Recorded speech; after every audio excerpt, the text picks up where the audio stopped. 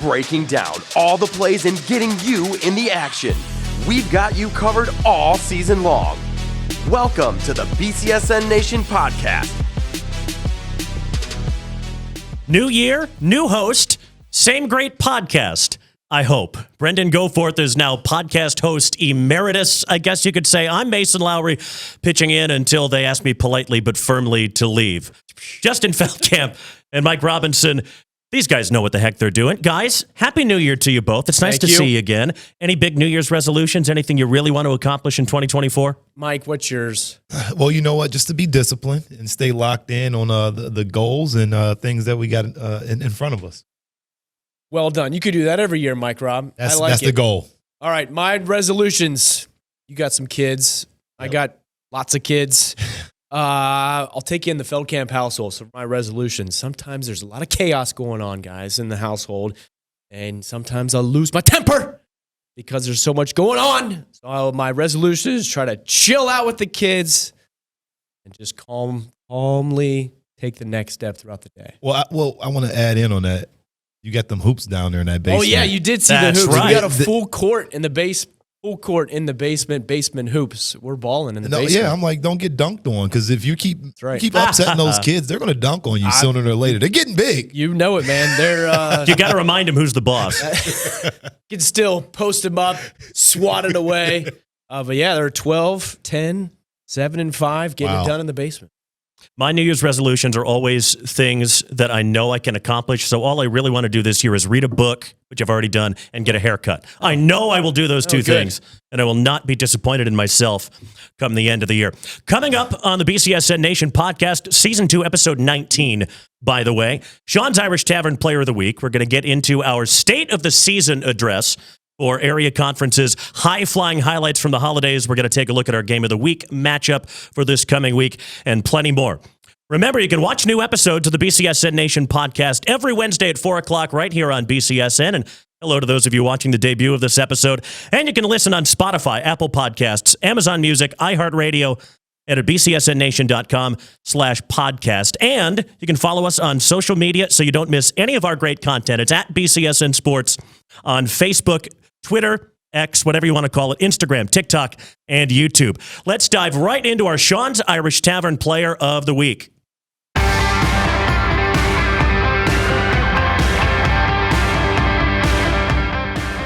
And we've got a first on the show, the first episode of 2024, and our first two-time winner for basketball season. Guys, it's Griff Pike from Anthony Wayne, is chosen by you folks at home.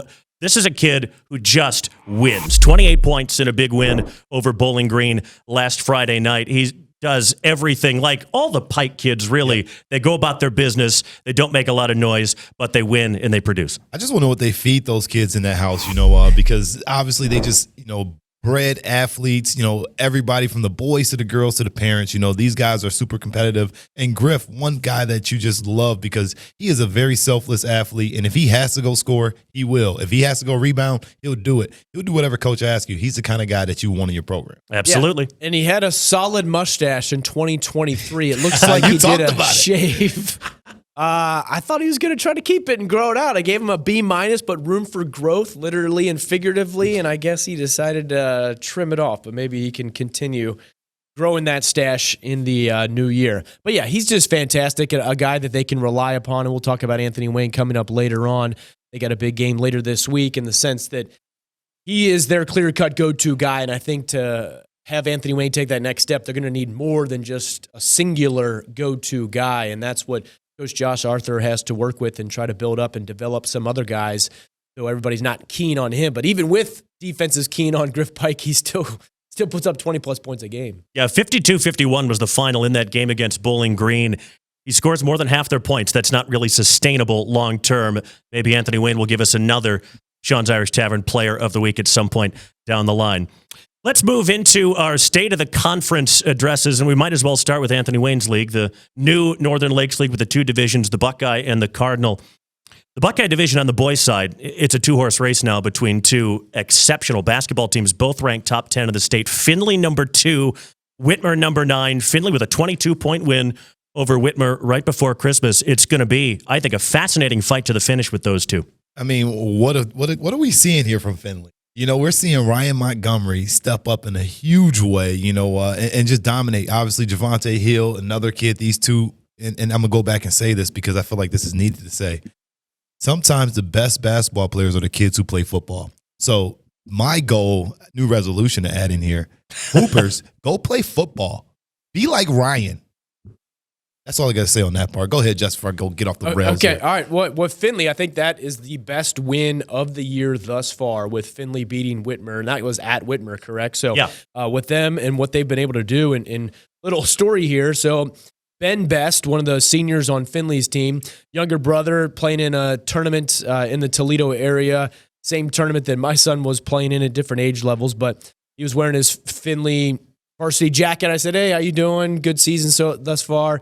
And he was telling me why they've been so successful is because they are senior laden. Yes. And then with Ryan Montgomery, this is his senior year because he's going to enroll early wherever he decides to play football come next year. So you got Luke Wyrell, you got Ben Best, you got Javonte Hill, Will Cordonier, and then two other seniors, not necessarily in that main rotation, Brody Barnes and Sam Ernst. So you got all those players who have been there, done that, playing tons of varsity minutes as sophomores and juniors. Yeah.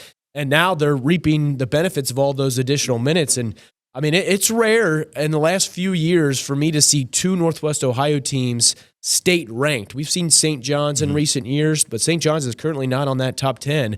But we got Finley and Whitmer. But yeah, Finley is having a great season. And I think Whitmer's going to try to return the favor. And I think that that Coach Anthony Stacy's team will be back for more. Some handsome devil on the last podcast said that Jim Ruckey, the Finley head coach, would be the one guy of all the guys in the area that could scheme up a way to beat that extremely talented Whitmer team. All right, it was me. Bada bing. I said that. Bada bing. He's a fantastic coach. In fact, he has a classmate of mine at Oak Harbor High School, not known for basketball, on his staff, Tom Laderack. And hey, Tom, if you're watching. How about that? They run the same sets that Coach Ruckey has run since time immemorial. It doesn't change. They're like a stop clock. Timeless.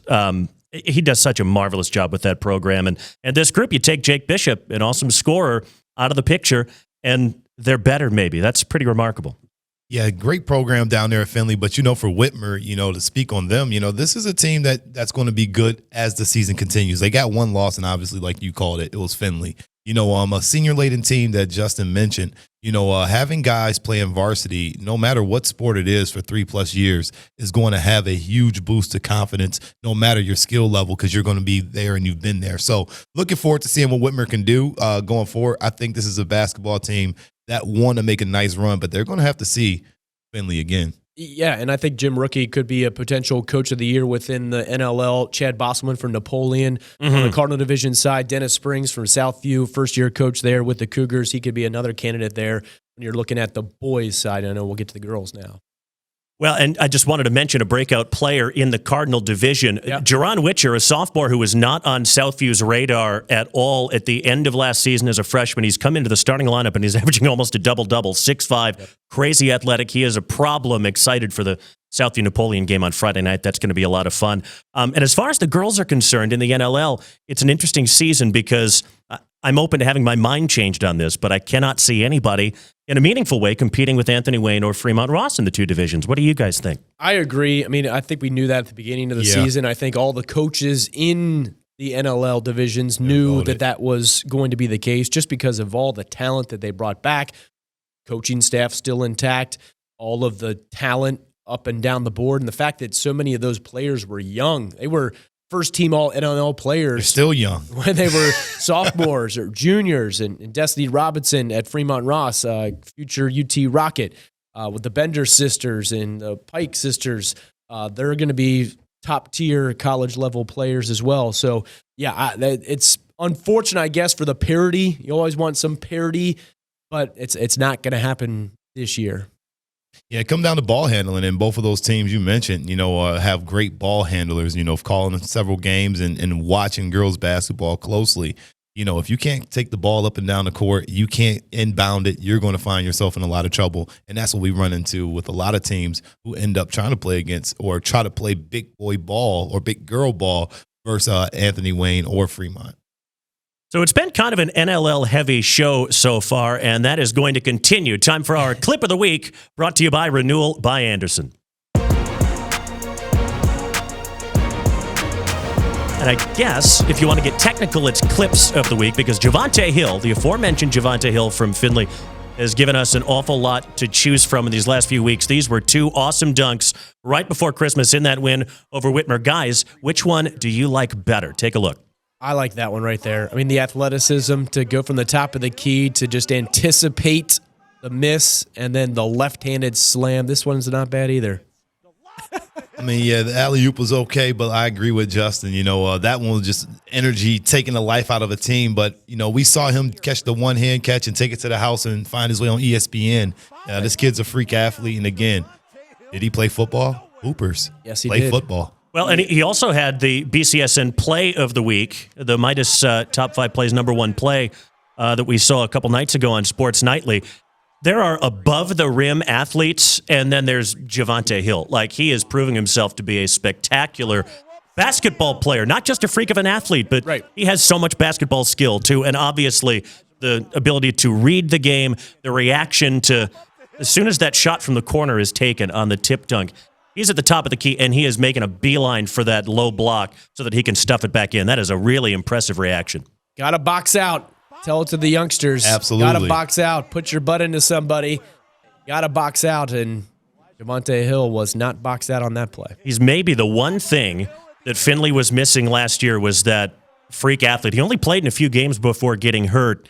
That probably hurt them down the stretch. It's not hurting him now as long as he stays healthy. Yeah, and the one thing that I like to point out with these is these are aggressive plays and heady basketball IQ plays. What is he doing here? He's running the court. He's beating his defender down the court, wide open dunk, alley-oop. He's beating his defender on the anticipation on the putback dunk on the other play here. So I like when hustle and effort gets rewarded, and both are indicated in these two plays. And a great call there from our pal Brad 𝗦𝗫Ce. I bet he got out of his seat on that second dunk in particular. In fact, I know he did, just from listening to him. That was a 67-45 win for Findlay on the road at Whitmer. Findlay now ranked number 2 in the state of Ohio in Division I. To see more clips like this, follow us on TikTok at BCSN Sports, where we post daily clips. Help us get to 10,000 followers. We'd really appreciate it. Let's step away from the Northern Lakes League for a little bit. Let's talk about our area Catholic schools. Obviously, it's a brave new world for the likes of St. John's, Central Catholic, St. Francis, St. Ursula, and Notre Dame. And it really feels like it's kind of an uphill climb for these teams because basketball in Detroit is a very different beast. Yeah, they're finding out quickly. And I think that all those teams thus far, we're still in the early stages. They haven't played a ton of league games, 1 or 2, depending on which team you're talking about. But they knew what they were getting into. They are looking at the optimistic approach of what value they can get, testing themselves against the best. So they're battle tested when it comes to tournament time or playing against your fellow Catholic school teams. But if you look on the boys' side, I'd rank our 3 area teams in this order: St. John, St. Francis, then Central Catholic. On the girls' side, Central Catholic, Notre Dame, and then St. Ursula. And we've seen these teams battle already this season to some tight contest, packed house at the pit at St. Francis back in December. So you're still getting bang for your buck, even though you're in the other league. You're going to play these Toledo area teams twice, and then you're going to play the other Detroit teams once, and some at home and some on the road. But there's I would not say, depending on how many teams are in the league, that St. John, St. Francis, and Central Catholic are going to be in the bottom 3. Like that's not the case. No. Yes, there's top-tier talent in Detroit, but there's plenty of top-tier talent in the 419 as well. So St. John's thus far has proven to me to be the best team of those 3 on the boys' side so far. I agree with you. St. John's has just been dominant. Murphy, he's been a standout. 𝗬𝗀𝘀, he's kind of, built himself up over the past few weeks and becoming one of those key guys for him. So, watching them play basketball, obviously taking it to Central Catholic and doing what they've done, so far, I really think that St. John's is going to continue to be that perennial hoop team. And one other thing I believe is, looking at this Catholic league is I don't understand why, the extension of the offer doesn't go back out to the Catholic schools to join the NLL and how big this league would become and how much better they would be.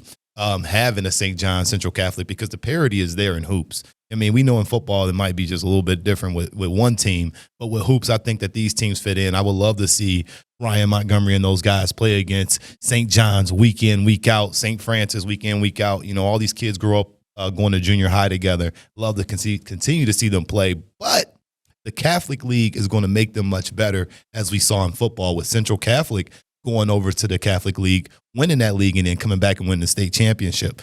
You know, so there's a double-edged sword, you know, for fans, because you don't always get to see your team play. But, you know, here on BCSN, we do cover enough of it. But it would be interesting to see Findlay and Whitmer play against these teams a little bit more often. Absolutely would. Worth noting, Central Catholic is in Division II. I think Division II in Northwest Ohio is down a little bit compared to where it's been. You don't have a dominant Rossford anymore, for example, and it was always locked in that those two would face off in a district semi or a district final. Not like that anymore. And Central, of course, is so young. They're 80% underclassmen in the starting lineup. They're going to be a very different team come the first week of March than they are now, first week of January. Yeah, they played St. John's earlier this week and matched them point for point until the fourth quarter, and that's when the senior-laden St. John's Titans pulled away just a little bit. But, yeah, we talk about on the girls' side with the Anthony Waynes and the Fremont Rosses of having rosters that got a ton of playing time when they were freshmen, sophomores, juniors. Same thing for Central Catholic boys. All of those guys that are getting tons and tons of minutes as freshmen and sophomores, not only paying off this season in February, but will pay off in seasons to come. So Central Catholic boys, obviously, and I'll keep this brief, so young. Central Catholic girls, that's not really the same issue. Of those three Catholic schools that we mentioned, they are maybe the ones, again, in Division II that could make a run with Brooklyn Vaughn and Cornelius Clay. That's as good a 1-2 punch as you're going to find anywhere. Yeah, Brooklyn Vaughn has been there, done that. She's been on BCSN feature stories and lists and first-team all-BCSN lists for a number of seasons now, and she's just lethal in the post. You know, she's got great footwork, good job in the paint. She can knock down some mid-range shots. She's skilled with her feet around the basket, right on the block. She can go to multiple ways to get it off glass, and she finds a way to get a bucket when her team needs it. Yeah, and she's definitely one of those players that you love to see, compete at a high level, because the one thing that I really like about Brooklyn Vaughn, more importantly, I've been talking about her since the beginning of the season, is her effort in general. You know, she runs the floor, she gets up and down, and she does the dirty work, and when you have somebody like that, on your team, it sparks a new life into you. Saw it last night. Calling a Woodward game versus Waite and watching Cummings step up and just having somebody that puts the battery into the team's back and get them going is very important. And that's what she does as a starter and as a leader. Let's move on to the student section of the week, powered by Unison Health, proud supporters of high school athletics here on BCSN. And this week the chain is going down to Sandusky County and Fremont Ross. Congratulations to the Little Giants. And I know these student sections are loving cheering in their new gym. They used to play in the pit at the old school, which was both its name and, from my recollections, an accurate description of it, it was a tough place to go and play, a tough place to call a game. I remember going up a rickety ladder and sitting in like a little catbird seat over the baseline. I thought I was going to die. I hope those students enjoy watching Destiny Robinson while they can. Just a couple more months of her high school career. So congratulations to Fremont Ross, our student section of the week. Let's go down to small school basketball now and talk about Taction. And for my money, guys, this is the most entertaining league title race on the boys' side. Emmanuel Christian, Toledo Christian, Maumee Valley Country Day. Any of those three can win it. Yeah, and there's some top-tier talent. Nate Miles, Carter Kester, Kalan Butler, Amani Dickerson, CJ Majors, some college-level players, whether you're talking D2 or high D1. Nate Miles is straight up fun to watch. He's fundamental. He's high-flying. He's first-team all-hair. I'm envious of hair. First team all hair. Last check, gigantic afro. He just makes the right plays at the right time. So definitely 100% agree with you, Mason, in regards to the three teams vying for the top spot. I think we're going to see some classic matchups here, January, February, as we decide the title on this side, because there's some great coaches in those three teams right there. And then, Ottawa Hills, another John Lindsay coach team. I think every year they have a game in them where they could maybe upset you on the road or get you at Ottawa Hills.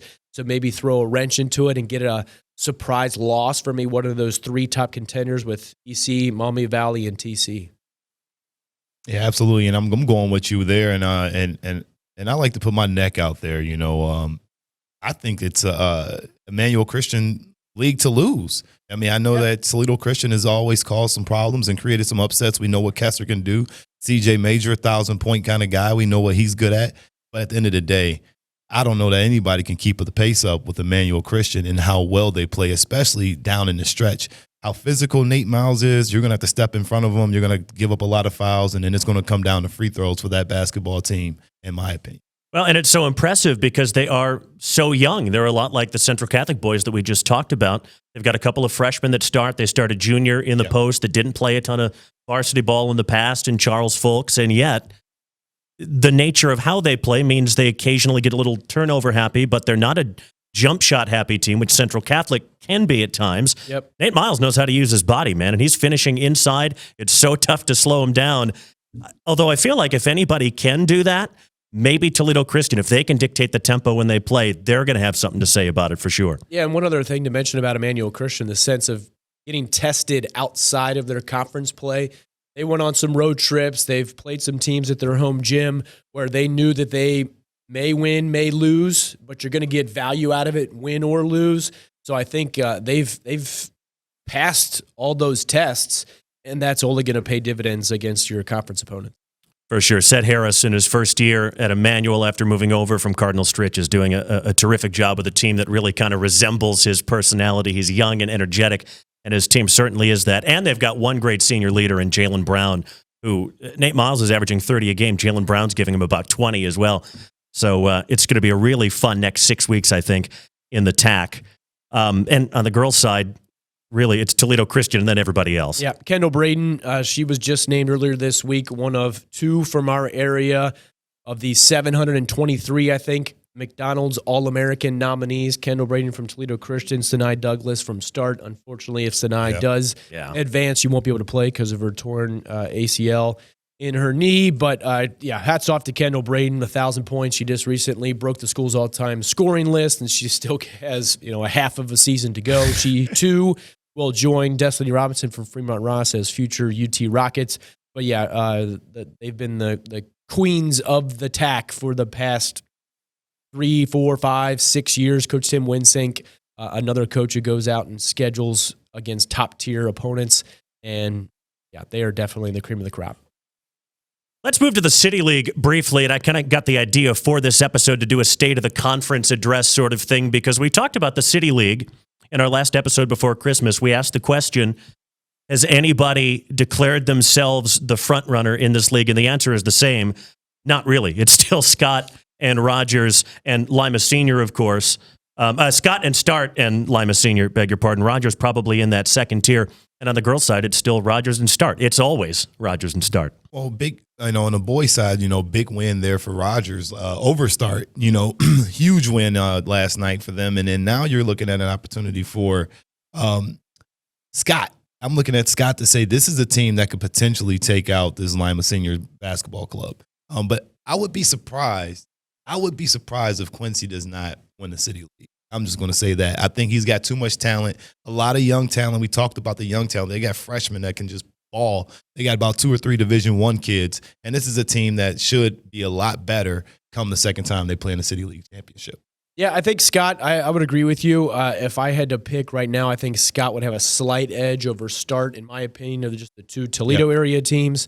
Yeah, it's hard to go against Quincy and the head coach down at Lima Senior, but I think I would really like to see that go down in the final week and see those teams battle all the way to the end and then play. To my knowledge, will still do the top 4 in the league and play the tournament-style semifinals on a Wednesday, finals on a Friday, typically kind of thing. And then on the girls' side, Rogers and Start. Bowser has looked a little bit better. They've tested themselves a little bit against those top 2 teams, but Rogers with Bria Jefferson going over 1,000 career points earlier this season. Hats off to her and Naira Clark, future Akron Zip. They've been playing well. Yeah, that's who I was going to mention there too. Was just to say those two right there. That's a tandem that you like to see, and they're going to be super fun to continue to watch here in the league. And I think it's Rogers and everybody else. Let's move ahead to our game of the week, brought to you by Dunn Chevy in Oregon, and it's back to the Northern Lakes League. Whitmer taking on Anthony Wayne, 7:15, the tentative start time. Of course, you can't always rely on freshmen and junior varsity games to end when you expect them to. Whitmer's off to a fabulous start.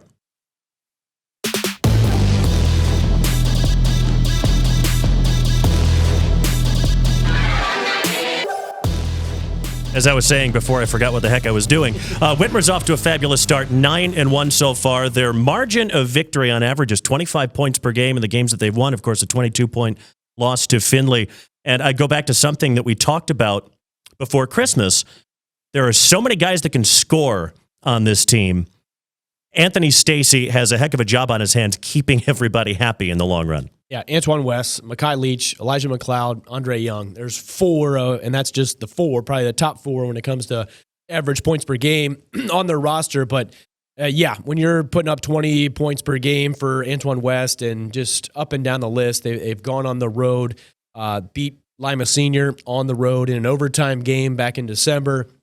So Whitmer has been battle-tested. Yes, they got knocked off and dominated against by Findlay, but I think they're going to remember that game and come back with a vengeance next time around and use that not only for a potential rematch with Findlay, but for just, okay, let's not let that happen again and use that to propel us forward, because this team, they've had a solid team, solid roster. Antoine West has been there a couple years, but they haven't done well in the postseason. And I think that that's what they need to do to say, all right, this Whitmer program is back to the days of the Hayes brothers, and you saw Storm Norton and Chris Wormley go down and play in the state Final Four. It's been a while since Whitmer has had a caliber of team like that to get down there. And when you have the top-tier talent, there's a certain level of expectation that Coach Anthony Stacy has, and you got to win when it matters the most, and that's in tournament time. But, yeah, you're right. Finding ways for multiple players to score the ball and to be relied upon in the fourth quarter, that's the job of the coach. Anthony Wayne, Josh Arthur does a marvelous job with that program. He's having to work so many new guys in this year. They have a lot of guys between like 6'1" and 6'4", but nobody is real thick. Nobody is real wide. Got a lot of slender guys that in time, because they're fairly young, will get in the weight room and be bigger. They play 11, but finding the right five on the floor has been an issue at times. And I would love to see Griff Pike, who is the one guy that does have some serious size. I'd like to see him play inside a little more. Well, that's what they're going to have to find a way to utilize that, because that's where Whitmer's not good at. Whitmer struggles within the post, and they have big bodies down there, but Antoine West is your leading rebounder. I mean, that's a problem. That's going to cause problems down in the post and in the postseason. So those are some things that they're going to have to figure out. And then for Anthony Wayne, we know that it's been a struggle of a season, and this is a game where you should, if you're Whitmer, you're setting up and saying, hey, this is a game that we got to come out here and blow the doors out right away. You got two Division I guys sitting out there on the wing that can just torch you from the arc, or they can drive to you, drive the basket whenever they want to. This is what it's about for this team. They got to find a way to slow down those two guards, but more importantly, slow this game down and get it to the post and box out. I want to push back just a little bit, because any type of Anthony Wayne team, regardless of sport, what do they all have? Pride. So, yes, on paper, Whitmer should win this game. But Griffin, Pike, Hayden Bender, go-to guys for them. Taking a look at the losses that Anthony Wayne has had, here it is. To Central Catholic, Emmanuel Christian, Fremont Ross, Findlay, and St. Francis. So that's not five teams that are lower-level caliber player or caliber teams. They've played some solid teams in non-conference and early conference play. So I wouldn't just discount Anthony Wayne in this game of the week just yet. One of several big games coming up on Friday night. Let's take you through those right now. Friday night full of basketball on BCSN, and I want to highlight a couple in particular. Central Catholic and St. Francis, the rematch. It was 43-41. St. Francis won that game when they met for the first time this year. And Napoleon and Southview down there at the bottom, two unbeaten teams in the Cardinal Division. It's going to be fun. Quickly, Justin. Yeah, Woodward and Rogers, Bowser and Start in the City League as well. Springfield, Bowling Green, some even matchups there. The kind of the bottom part of the NLL Cardinal Division. I like what Coach Jeremy McDonald has done in certain games this year with Northview. Saw some Horton brothers transfer out to St. Francis, but awesome matchups on Friday night for us. That'll do it for the BCSN podcast. Catch us next week, Wednesday, January 17th at 4 o'clock on BCSN. Listen to the podcast on Spotify, Apple Podcasts, Amazon Music, Google Podcasts, iHeartRadio, and bcsnnation.com/podcasts. Follow Justin on Twitter at Justin Feldkamp, Mike Robb at Coach_Mike Robb, and myself, Mason Lowry, BCSN. We'll talk to you next week.